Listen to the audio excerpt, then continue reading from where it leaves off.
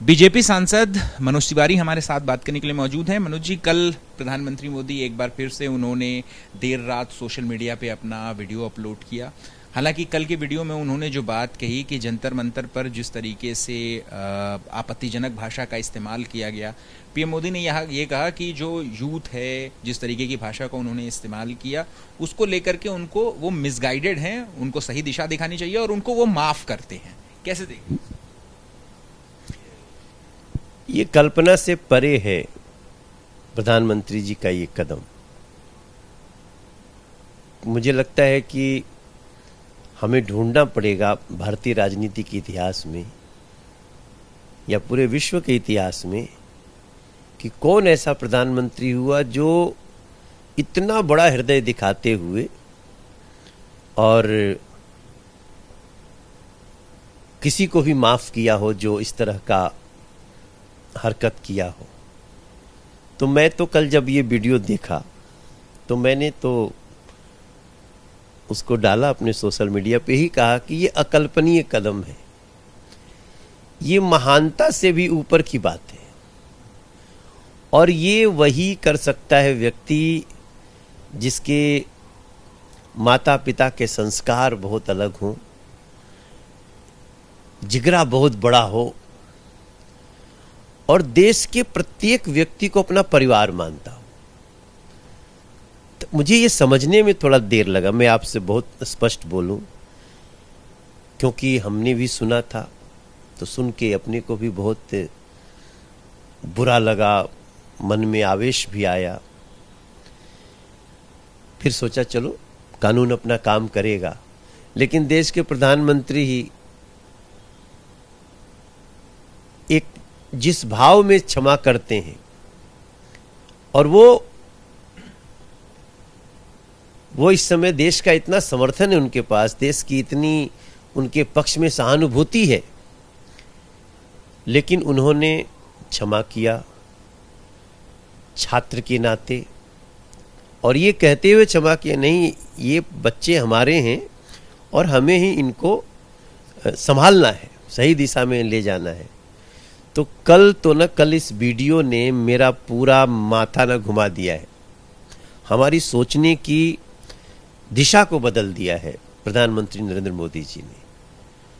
और ये बड़प्पन है, बहुत बड़ा बड़प्पन है। लॉन्ग लीव हो प्रधानमंत्री जी। मुझे लगता है कि ये मैसेज पढ़ के बहुत लोग रोए होंगे। नहीं, आप सोचो कि प्रधानमंत्री जी की मां को भी गाली, उन्होंने कहा है मुझे गाली, हमारी माता को जो स्वर्गीय है, और उसके बाद भी व्यक्ति का हृदय इतना बड़ा हो कि वो सबको क्षमा करते हो, तो निर्देश है ना, आदेश है।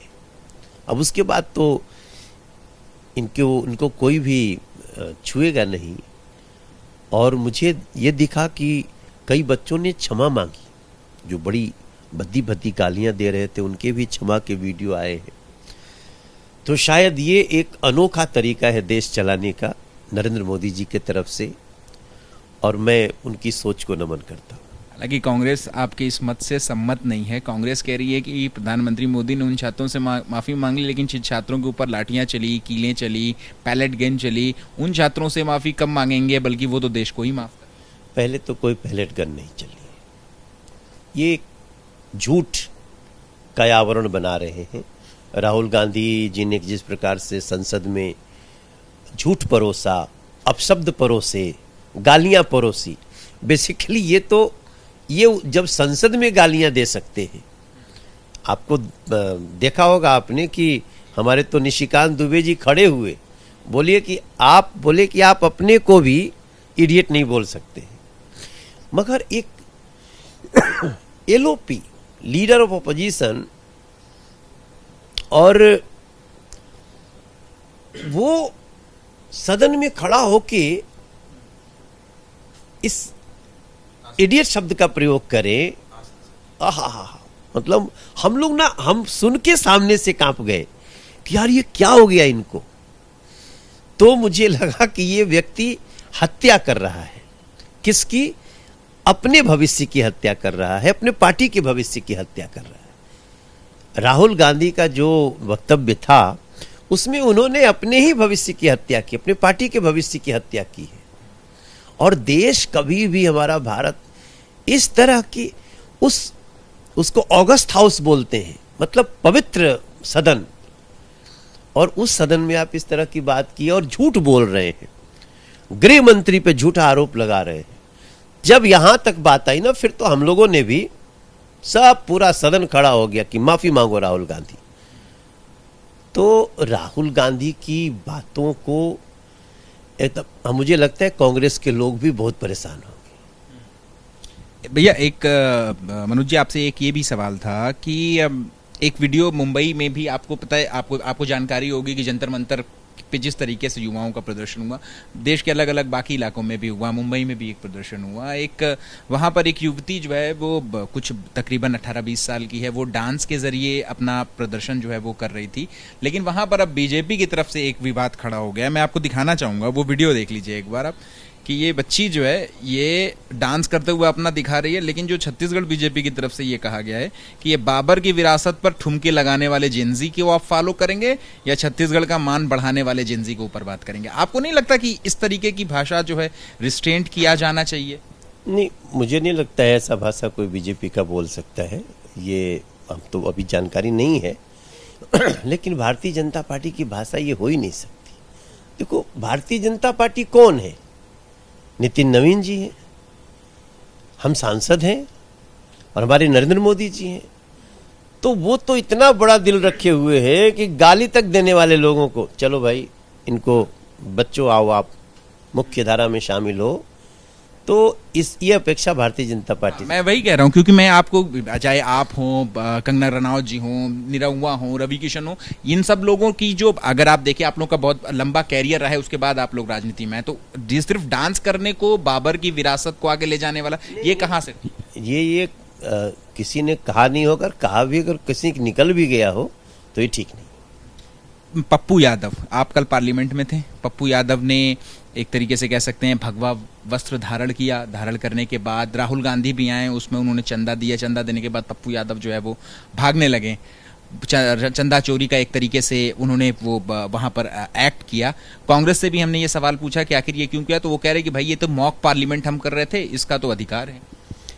देखिए, ये वो लोग हैं जो रोज रंगदारी वसूलते हैं, रोज गुंडागर्दी करते हैं। आप इन लोगों का खाली चुनावी जो भरते हैं कागज में, उसका पढ़ लीजिए कि कितनी धाराएं हैं, मर्डर से लेके और चोरी से लेके, डकैती से लेके, सब कुछ है। मुख्य क्या है कि इनको भगवा का अपमान करना है, इनको हिंदू संस्कृति, सनातन संस्कृति का अपमान करना है। ये उसका प्रदर्शन कर रहे थे। टीनू यादव भगवा पहनता है, जिसने चंदा चोरी किया है, जिसके नेतृत्व में सब कुछ हुआ है, जो पूरे सिस्टम का वो हेड मास्टरमाइंड है। जो भी लोग उसमें हैं, फिर आप भगवा रंग क्यों उपयोग कर रहे हैं? और जो वहां पे चंदा चोरी में जो भी लोग हैं, कड़ा से कड़ा कार्रवाई अगर कोई कर रहा है तो बीजेपी सरकार कर रही है, योगी सरकार कर रही है। एसआईटी गठित, और कोई बचेगा नहीं। जितना चुरा के ले गए होंगे ना, उससे भी 1.5 गुना ज्यादा योगी जी ले आके रख देंगे उसमें। पप्पू यादव के खिलाफ एफआईआर होनी ही चाहिए। नहीं, आप देखिए, आप भगवान राम की फोटो लेके और आप एक सांसद के चरणों में रख रहे थे, क्या है? नियत दिख रही है। और उसमें राहुल गांधी भी जाके वहां एक्टिंग कर रहे हैं। अरे भाई, आपको ये सब सिनेमा उनुमा करने का शौक है तो जाओ, ओटीटी वाले आपको ले लेंगे, राहुल गांधी जी आपको एक्टिंग करा लेंगे लोग। लेकिन आप सदन के पवित्रता का और सनातन के और हिंदुत्व के पवित्रता का जो आपने घोर अपमान किया है, आप देखना, इस देश की जनता ना वो सब कुछ देख रही है, सब कुछ सुन रही है। चंदा चोरों को, जो भी उसमें शामिल हुए, चोरी किए हैं, उनको सजा तो सरकार ही दिलवा देगी हमारी बीजेपी की। लेकिन ये जो सनातन का और हिंदुत्व का अपमान, भगवान राम का अपमान कर रहे हैं, इनको इसी उत्तर प्रदेश के चुनाव में इनको सबक मिलेगा। शुक्रिया बात करने के लिए। कैमरा पर्सन प्रवीण दीक्षित के साथ अहमद बिलाल, एबीपी न्यूज़, दिल्ली।